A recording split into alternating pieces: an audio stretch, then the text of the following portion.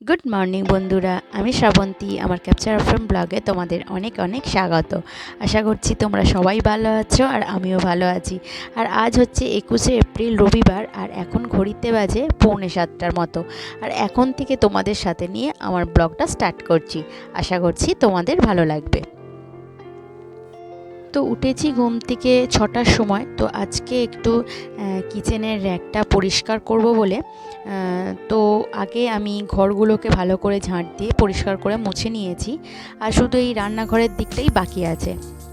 তো আগে বাসনপত্র র্যাক থেকে নামিয়ে রাখলাম, আর হচ্ছে বাসনের র্যাকটাকে নিচে রেখে দিয়ে এলাম। আর এরপরে এই যে র্যাকের পিছন দিকে যে গ্রিলটা আছে, এটা ভালো করে ঝেড়ে পরিষ্কার করব বলে, তো সেই জন্য র্যাকটাও পরিষ্কার করব, ওটাও বেশ নোংরা হয়েছে। তো প্রথমে গ্রিলটা আগে ভালো করে ঝুল ঝেড়ে নিয়েছি, আর তারপরে যে ধুলোগুলো আছে সেইগুলো মুছে নিলাম। আর তারপরে আমি হচ্ছে যে শাটার আছে, শাটারের ফাঁকগুলোকে ভালো করে আগে ঝেড়ে নেব। নিয়ে তারপরে একটা ব্রাশের সাহায্যে ভালো করে ঝেড়ে নিয়ে তারপরে একটু স্কচব্রাইটের সাহায্যে ভালো করে একটু ভিম লিকুইড দিয়ে মুছে নেব, আর তারপরে শুকনো কাপড় দিয়ে মুছে নেব। আমি এইভাবেই পরিষ্কার করে থাকি। আর কাঁচগুলোকে একটুখানি আমি হচ্ছে কলিন দিয়ে পরিষ্কার করে নিই। তো দেখো, আমি আগে ব্রাশ দিয়ে প্রথমে একটুখানি সরু সরু যে মেকআপ ব্রাশ হয়, ওই ব্রাশগুলো হলে খুব ভালো হয়। ওই ব্রাশগুলো দিয়ে ধুলোগুলো আগে এক জায়গায় টেনে নিয়ে তারপরে হচ্ছে একটু ঝেড়ে ফেলে দিচ্ছি। আর তারপরে আমি ওই যে বললাম, স্কচব্রাইট দিয়ে আর ভিম লিকুইড দিয়ে একটু ভালো করে মুছে নিয়েছি। আর এরপরে কলিন দিয়ে কাঁচগুলোকে পরিষ্কার করে নিলাম। তো এই জায়গাটা তো সবসময় ওই বাসনের র্যাক থাকে বলে পরিষ্কার করা সম্ভব হয়নি। আর এরপরে এই যে বাসনের র্যাকটাকে ভালো করে স্কচব্রাইট দিয়ে ভিম লিকুইড দিয়ে ভালো করে মেজে নিচ্ছি, কারণ জল পড়ে অনেক জায়গায় একটু জং জং ধরে। তো এরমভাবে স্কচব্রাইট দিয়ে মুছে নিলে, একটু ভালো করে ঘষলে সেই জংগুলো কিন্তু উঠে যায়। আর তারপরে ভালো করে ধুয়ে শুকনো কাপড় দিয়ে মুছে নেব। তো দেখো, একদম নতুনের মতো পুরো ঝকঝক করছে। এই কিচেন র্যাকটা আমার অনেক দিন হয়েছে নেওয়া হয়েছে, মানে আমার মেয়ে যখন ছোট প্রায় তখন নেওয়া হয়েছিল। তো এখন দেখো পুরো ঝকঝক করছে। তো এরপরে পরিষ্কার করে ওপরে নিয়ে চলে এসেছি। আর এই র্যাকটার ওপরে আমি না চিকচিকে পেতে রাখি, তো সেইগুলোও ভালো করে পরিষ্কার করে নিয়েছি। বেশ কিছু জামা কাপড়ও কেচে নিয়েছি, কারণ বাসনপত্রে অনেক সময় জল থাকে, তো সেইগুলো পরে খুব তাড়াতাড়ি জং ধরে যায়। তো সেই জন্য আমি একটু চিকচিকে পেতে রাখি। আর এই চিকচিকেগুলো হচ্ছে আমাদের যে চাল আসে, সেই চালেরই হচ্ছে চিকচিকে। তো সেইগুলোকেও ধুয়ে দিয়েছিলাম, আর বেশ কিছু জামা কাপড় সেইগুলো মেলে দিলাম। আর তারপরে পুজোটাও কমপ্লিট করে নিয়েছি। আর কর্তামশাই উঠে পড়েছে, তো চাটা নিয়ে করে নিলাম। আর এখন চাটাও খেয়ে নিয়েছি। আর মেয়ে ঘুম থেকে ওঠার পর ওকে একটুখানি ড্রেস করিয়ে দিয়েছি। ওর বাবার সঙ্গে ও আজকে বাজারে গেছে, কারণ হচ্ছে ওর একটা বন্ধুর আজকে জন্মদিন হবে, মানে জন্মদিনটা আগে হয়ে গেছে, আজকে জাস্ট খাওয়াবে। তো এরকম পাড়ার কচি কাঁচাদের বলেছে, তো সেখানেই ও আজকে লাঞ্চ করবে। আর সেই জন্যই গিফট কিনতে গেল আর কি, সেই জন্যই ওর বাবার সঙ্গে বেরিয়েছে। তো এখানে দেখো, ওরা দুজনে বাজারে গেছে, আর সেই ফাঁকে একটু চাউমিন করে নিলাম। আজকে ব্রেকফাস্টে চাউমিনই রেখেছি। আর হচ্ছে মেয়ে বা মেয়ের বাবা দুজনেই খেয়ে যায়নি। তো চাউমিনটা করে নিয়ে আমি এবার ঘর গোছাতে চলে এলাম। আজ তো রবিবার, রবিবারে তো রান্নাবান্নার একটু কাজের চাপ থাকে। তো সেই জন্য আগে একটু অল্প, মানে সেরমভাবে বিছানাটা ডাস্টিং করিনি আজকে খুব ভালো করে, জাস্ট একটু হালকাভাবে ডাস্টিং করে নিয়ে বিছানাটা গুছিয়ে রেখে চলে এলাম। আর আজকে যে সবজি পাতিগুলো হবে, তো সেই সবজিগুলো নিয়ে কাটতে বসে গেছি। হাজব্যান্ড মশাই এখনও মানে বাজার থেকে ফেরেনি। আর হচ্ছে আজকে অনেকটাই ক্লিনিংয়ের কাজ হয়ে গেছে, তো অনেকটাই সময় চলে গেছে ওইখানে। এমনিতে রবিবার দিনে ক্লিনিংয়ের কাজগুলো রাখি না, অন্য দিনগুলোতে মেয়ের শনিবার দিন রাখি বা অন্য দিনগুলোতে অল্প স্বল্প করে নিই। কিন্তু মেয়ের ছুটির টাইমটা এত ঘন ঘন চেঞ্জ হচ্ছে। এই কিছুদিন আগে 11:30টায় ছুটি হচ্ছিল, এখন আবার 11টায় মানে ছুটি হচ্ছে, আবার কোন দিন বলবে 10:30টায়। তো সেই জন্য ক্লিনিংয়ের কাজগুলো ঠিক টাইম মতো করে উঠতে পারছি না। তো সেই জন্যই ভাবলাম যে আজকে রবিবার আছে, আজকেই করে নিই। তো কর্তামশাই বাজার থেকে এসে পড়েছে, আর মেয়েও যেহেতু কিছু খেয়ে যায়নি, তো কর্তামশাইকে আর মেয়েকে টিফিনটা দিয়ে এলাম। আর এটা হচ্ছে ঝিঙ্কু, আমার মেয়ের বন্ধু, মেয়ের থেকে একটু বড় কিন্তু প্রতিবেশী। তো এখন আমার মেয়ের সঙ্গে খেলতে এসেছে, তো ওকেও একটু দিলাম। তো আমার মেয়ে আর ও টিফিন করবে, আর আমারটাও আমি নিয়ে বসে যাব। আর চাউমিনটা আমার মেয়ে তো ভীষণই খেতে পছন্দ করে। তো ব্রেকফাস্টে চাউমিন হয়েছে শুনে মানে একদম ওর তো খুশি আর ধরে না।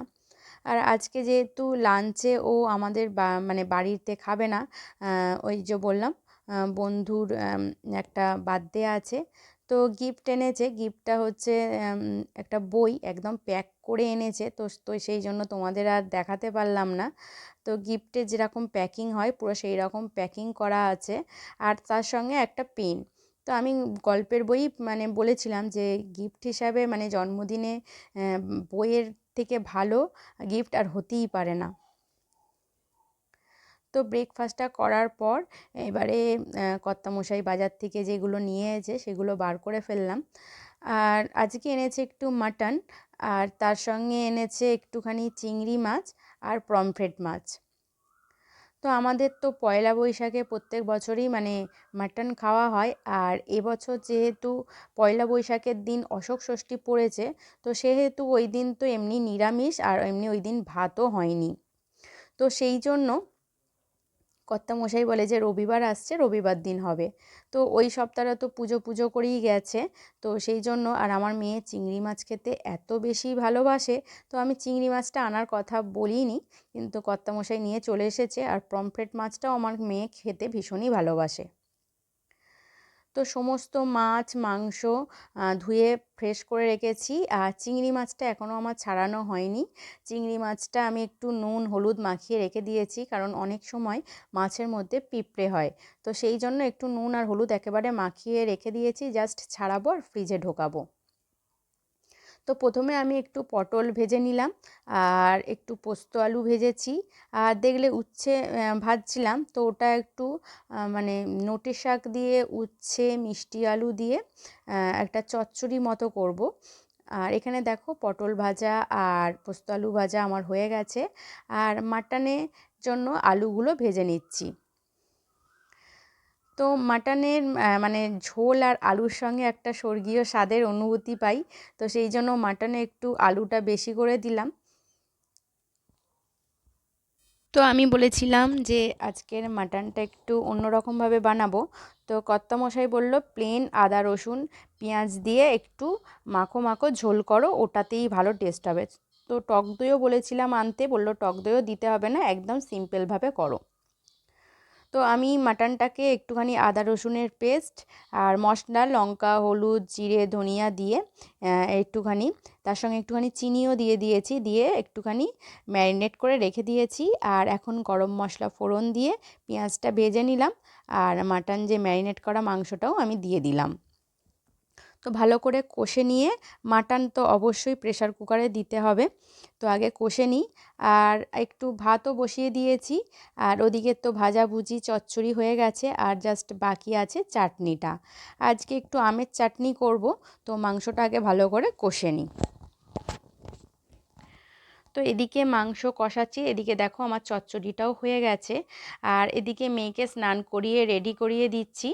তো ওর বন্ধু বান্ধবরা ডাক পড়েছে, তো দাঁড়াতে বলছিলাম যে তোমাদের গিফটটা একটু দেখাবো, তার আর দাঁড়াবার সময় নেই, দেখো পড়ি কি মরি করে ছুটেছে, সব বন্ধু বান্ধব ডেকেছে।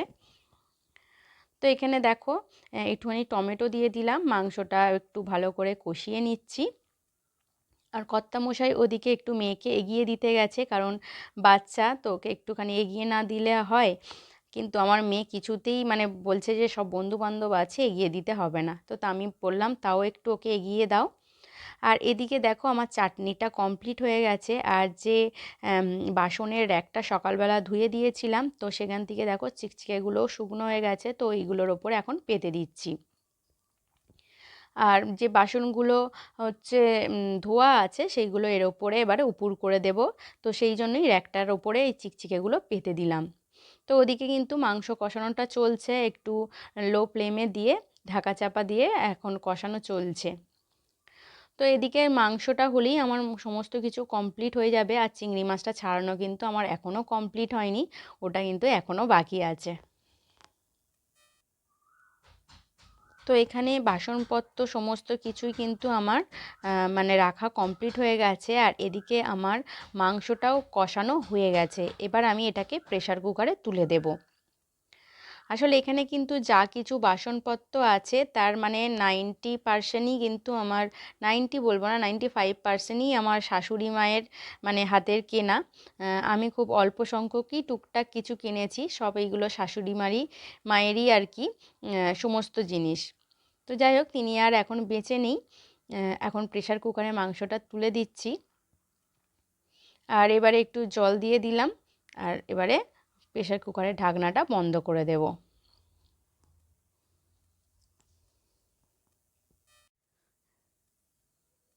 তো এদিকে হচ্ছে প্রেসার কুকারে মাংসটা সিদ্ধ হোক। আর আমি তো বললাম যে এখনও আমার কিন্তু চিংড়ি মাছটা ছাড়ানো হয়নি। তো চিংড়ি মাছটা ছাড়িয়ে এখন ফ্রিজে রেখে দিই। তো আমার মেয়ের মানে যে মাছ তো ও একদিন খেলে আর দ্বিতীয় দিনে আর মাছ খেতে চায় না। তো সেই দিনগুলোতে এই চিংড়ি মাছ বার করে ওকে দিয়ে দেবো। তো ওকে একটু ভাজা বা একটু তরকারি বা কোনো সবজির সাথে যদি করে দেওয়া হয় তাহলেই কিন্তু ওর হবে, আর কিছু চাই না সেরকমভাবে। আর একটু ডাল হলো, একটু আলু হলেই ওর হয়ে যাবে। তো এখানে চিংড়ি মাছ ছাড়ানো কমপ্লিট করার পর আর মাংসটা আমি প্রেসার কুকার থেকে কড়াতে ঢেলে নিয়েছি। কারণ প্রেসার কুকারের মধ্যে থাকলে না মানে কি কি পিস আছে, কাকে কি দিচ্ছি সেইগুলো বোঝা যায় না। তো সেই জন্য আমি কড়াতে ঢেলে নিলাম। আর কর্তামশাইকে বললাম যে তুমি স্নানটা করে এসো, কারণ বেলা অনেকটাই হয়েছে, প্রায় 2টোর মতো বাজে। তো এবারে আমরা খেয়ে নেব। তো সেই জন্য কর্তামশাইয়ের বাটিটা সাজিয়ে দিচ্ছি, আর তার সঙ্গে আমারও।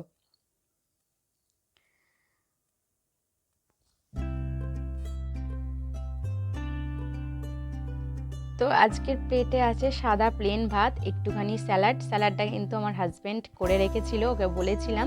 পটল ভাজা, পোস্ত আলু ভাজা, আর একটা চচ্চড়ি উচ্ছে নোটে শাকের, আর তার সঙ্গে চাটনি আর মাটন কষা। মাটন কষা ঠিক নয়, একটু ঝোল রেখেছি। আর এরপরে কর্তামশাই আর আমি দুজনে লাঞ্চে বসে গেলাম। আর এরপরে তোমাদের সঙ্গে দেখা হবে বিকালবেলা। আজ বিকালবেলা একটা নতুন রেসিপি ট্রাই করব। তো চলো, তো তোমাদের সঙ্গে আবার দেখা হচ্ছে সন্ধেবেলা। আর তোমাদের যেমন বলেছিলাম যে একটা নতুন রেসিপি ট্রাই করব। তো এখানে আমি একটা ডিম ভেঙে নিয়েছি আর 3 চামচের মতো চিনি দিলাম। এবার চিনি আর ডিমটাকে ভালো করে ফেটিয়ে চিনিটাকে গলিয়ে নিলাম। আর তার সঙ্গে দিয়ে দিয়েছি বেশ কিছুটা ময়দা, আর তার সঙ্গে দেব একটু দুধ, দিয়ে একটা থকথকে ব্যাটার বানিয়ে নেব।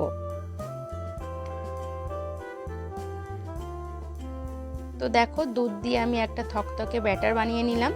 আর এরপরে কড়াইয়ে বেশ কিছুটা তেল দিয়ে এই হাতাটাকে একটু তেলের মধ্যে গরম করে নিয়েছি, আর একটু ব্যাটার অল্প অল্প করে দিয়ে দিচ্ছি। এটা কিন্তু আপনা আপনিই ছেড়ে যাবে, অনেকটা ভাজা পিঠের মতো, কিন্তু এর টেস্টটা খুব সুন্দর হয়। তো এইরকমভাবে আমি কিন্তু এই একটা ডিম দিয়েই বানিয়েছিলাম, প্রায় 6 থেকে 7 পিসের মতো হয়েছিল। তো সন্ধেবেলা সবাই মিলে একটু খাওয়া হবে বলে। তো বন্ধুরা, আজকের ভিডিও এই পর্যন্ত। যদি ভিডিওটি ভালো লেগে থাকে তাহলে অবশ্যই একটা লাইক করে দেবে। টাটা।